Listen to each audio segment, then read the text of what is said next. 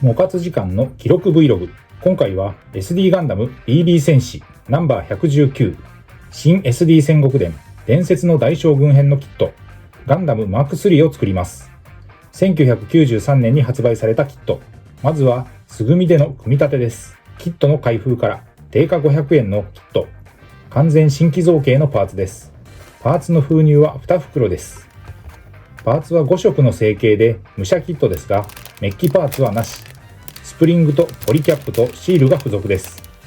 武器として3叉の槍、白金の盾、銀狼剣、メガビームガンが付属です。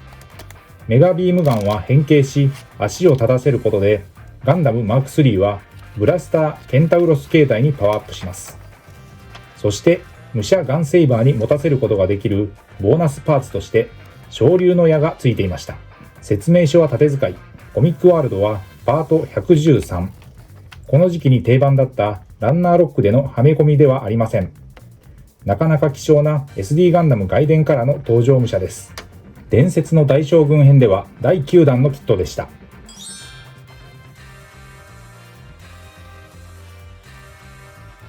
各パーツを組み立てていきます。まずは胴体です。ポリキャップを5つ組み込み、前後パーツをくっつけます。パーツのはめ込みにはプラモデル用接着剤のミスターセメント流し込みタイプを使って丁寧に組んでいきます。接着剤はミスターホビーのこれか流し込みではないタミヤセメントの方かどちらかを状況によって使い分けています。パーツカットは説明書に沿ってすべて薄刃ニッパーでカットをして準備をしていきました。細かなパーツも多く左右で微妙に違う形状のものも多いので前後を間違えずパーツカットをした上で組み立てには20分程度かかりました。頭部を組み立てます。目のシールだけはこのタイミングで貼り付けてしまいます。ピンセットで取って丁寧に。戦国伝シリーズ第1作の武者7人周辺や SD ガンダム外伝シリーズとも関わるキャラクターです。ギミックとして過去のナイトガンダムの鎧も装着できるパーツ設定になっていました。成型色が5色のパーツであったことから素組みでもカラー再現度の高いキットです。続いて赤パーツの脚部の組み立てです。腕部を作ります。また足の可動範囲が烈光ガンダムと同じく広めに取られていて多彩なアクションポージングが可能。ガンダム M3 が外伝ワールドのリンクを担い、以前に作った武者ガンセイバーはコマンドワールドのリンクを担った存在で、このクロスオーバーが伝説の大将軍編の特徴であり見ものです。ガンダム M3 の兜を作ります。落雷とともに消えた武者ガンダム M3 は中世風の異世界でナイトガンダムというナイトに生まれ変わったとされていました。続いて左右の肩アーマーです。スプリングを仕込みバックパックにもなるメガビームガンを組み立てます。細かいパーツがたくさんの構成です。慎重に組みました。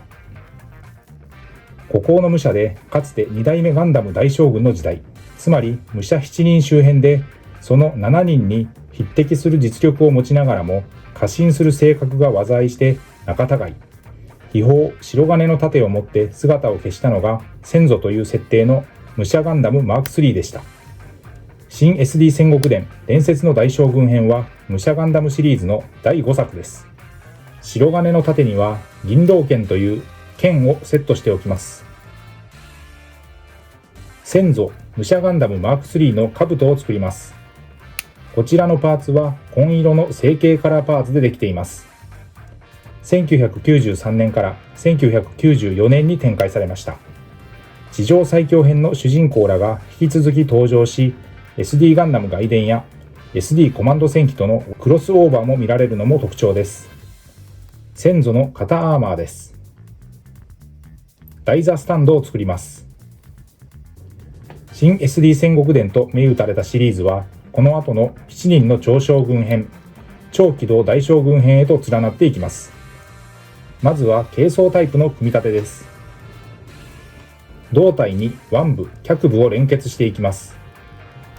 頭部をジョイントして完成。軽装タイプと各種武器のフロントビューからリアビューがこちら。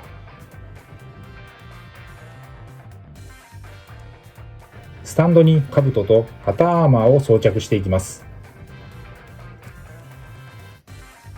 先祖同様、己の力しか信用しておらず、ガンダムマーク3もアナハイム山の頂上で一人で修行していました。クリスタルフェニックスに認められ、マーク3大将軍になります。そして本体は軽装タイプに武装する形で先祖のガンダムマーク3を完成させます。フロントビューからリアビューまで。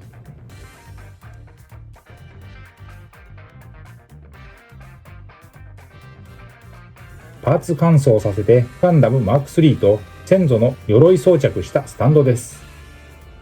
素組みで組んだパーツは一旦分解して次の塗装工程に向け下地をつけるべくミスタースーパークリア艶消しを塗布してマットな塗膜を作っておきます。